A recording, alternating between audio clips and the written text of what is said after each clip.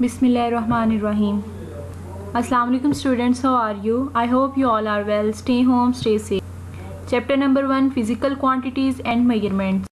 Today we are discuss about stopwatch. सबसे पहले हम देख लेते हैं स्टॉपवॉच की डेफिनेशन हमारे पास क्या और इसे हम क्यों यूज करते हैं। ठीक है, a stopwatch is use to measure the time interval of an event. किसी भी इवेंट का टाइम फाइंड करने के लिए जो इंस्ट्रूमेंट हम यूज करते हैं उसे हम क्या कहते हैं, स्टॉपवॉच कहते हैं। ठीक है, इस स्टॉपवॉच को हम फिजिक्स लेबोरेटरी में यूज करते हैं। ठीक है, जब हम एक्सपेरिमेंट परफॉर्म करते हैं तो उसका ड्यूरेशन, टाइम वगैरह देखने के लिए भी हम ये इस्तेमाल करते हैं। इसके अलावा आपने डेली लाइफ में अपने देखा होगा कि जब क्या होती है, कोई रेसिंग वगैरह होती है, ठीक है, तो जिस पॉइंट से जो है वो भागना स्टार्ट करते हैं या रेसिंग कार्स वगैरह होती हैं वो चलना स्टार्ट करती हैं, तो हम क्या करते हैं, वहां से उनका टाइम देख लेते हैं और जब तक कि वो फाइनल डेस्टिनेशन पे पहुंचती हैं वहां तक उनका डिस्टेंस जो है वो मेजर किया जाता है स्टॉपवॉच से। ठीक है, तो टाइप्स देख लेते हैं। हमारे पास स्टॉपवॉच की 2 टाइप्स हैं। फर्स्ट है मैकेनिकल स्टॉपवॉच और दूसरी है डिजिटल स्टॉपवॉच। मैकेनिकल स्टॉपवॉच जो है वो उसका लीस्ट काउंट क्या है, हमारे पास 0.1 सेकेंड है, जबकि जो डिजिटल स्टॉपवॉच है उसका हमारे पास लीस्ट काउंट क्या है, 0.01 सेकेंड। यानी कि वो इतना जो है वो डिस्टेंस आपको बता सकती है कि इतना टाइम तक को वो फाइंड कर सकती है। ठीक है, तो अभी जैसे कि हमें इनके लीस्ट काउंट से ही पता चल रहा है कि डिजिटल स्टॉपवॉच जो है वो हमें ज्यादा एग्जैक्ट वैल्यू देगी, क्योंकि उसका लीस्ट काउंट क्या है, ज्यादा स्मॉल है, वो स्मॉल टाइम को कवर कर सकती है। ठीक है, नीचे आपको फिगर में डिजिटल स्टॉपवॉच भी बनी नजर आ रही है और मैकेनिकल स्टॉपवॉच भी नजर आ रही है। ठीक है, डिजिटल में हमारे पास डिजिट्स के फॉर्म में जो है वो स्क्रीन पे आ जाती है रीडिंग, और मैकेनिकल स्टॉपवॉच पे हम जो है वो नीडल की मदद से देखते हैं कि उसकी क्या रीडिंग।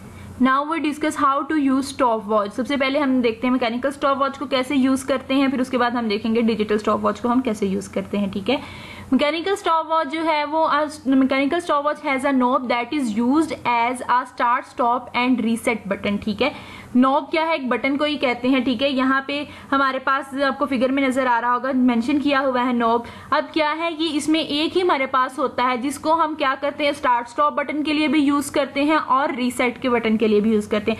जब हम क्या करते हैं, नॉब को फर्स्ट टाइम प्रेस करते हैं तो आपकी जो रीडिंग है वो स्टार्ट हो जाती है, यानी कि आपकी वॉच जो है वो स्टार्ट हो गई है। ठीक है, उसके बाद जब हम सेकेंड प्रेस करेंगे नॉब को तो क्या हो जाएगी, स्टॉप हो जाएगी वो। ठीक है, और जब हम इसको थर्ड टाइम प्रेस करेंगे तो वो बैक अपनी 0 पोजीशन पे आ जाएगी और न्यू रीडिंग लेने के लिए वो स्टार्ट कर सकते हैं हम उसको। ठीक है, अब हम देख लेते हैं कि हम डिजिटल स्टॉपवॉच को जो है वो कैसे यूज करते हैं। ठीक है, जैसे कि आपको फिगर में नजर आ रहा होगा कि हमारे पास क्या है, 2 बटन्स हैं इस पे, जबकि जो मैकेनिकल स्टॉपवॉच भी उस पे एक ही था, नॉब था। ठीक है, जिससे ही वो तीनों काम हम उससे परफॉर्म करते, स्टार्ट भी उसी से होता था, स्टॉप भी और रीसेट भी इससे ही होता था। ठीक है, इसमें हमारे पास 2 बटन है, जो एक स्टार्ट स्टॉप बटन के लिए है वो यूज होता है और दूसरा क्या है, रीसेट का बटन है। ठीक है, तो the digital stopwatch start to indicate the time as the start stop button. ठीक है, जैसे कि अब एक किस गाड़ी ने रेस स्टार्ट की है, ठीक है, तो हमने क्या किया, स्टार्ट का बटन प्रेस किया तो उसकी जो है वो रीडिंग फाइंड होना स्टार्ट होगी कि वो कितने टाइम में वो डिस्टेंस को कवर करेगी। ठीक है,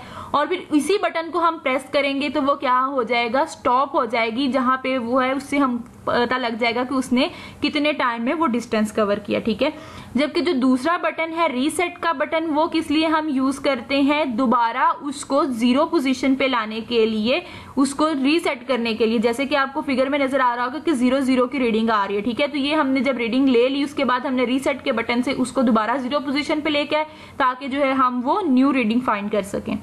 okay, now we discuss about the measuring cylinder. Measuring cylinder की डेफिनेशन देख लेते हैं हम। सबसे पहले क्या है हमारे पास, A measuring cylinder is used to measure the volume of a liquid। measuring cylinder हम क्यों यूज करते हैं, किसी भी जो है वो लिक्विड का वॉल्यूम फाइंड करने के लिए यूज किया जाता है। ठीक है, जैसे कि आपको फिगर में नजर आ रहा है कि हमारे पास डिफरेंट जो है वो मिलीलीटर्स में है, कुछ छोटे हैं, कुछ मिडिल साइज के हैं और कुछ जो है वो बड़े साइज के हैं। ठीक है, तो ये डिफरेंट इनकी कैपेसिटीज होती है। ठीक है, 100 ml से लेके 2500 ml तक की इनकी कैपेसिटी होती है। ठीक है, ये क्या है, ये लिक्विड सब्सटेंस जो है या पाउडर सब्सटेंस जो है वो उनका फाइंड करने के लिए, वॉल्यूम फाइंड करने के लिए यूज होते हैं। ठीक है, इसके अलावा हम क्या है, इससे इरेगुलर शेप जो है सॉलिड, उसका भी वॉल्यूम फाइंड कर सकते हैं। वो हमारे पास नेक्स्ट आएगा, डिस्कस करेंगे उसको भी, हम वो कैसे फाइंड करते हैं हम।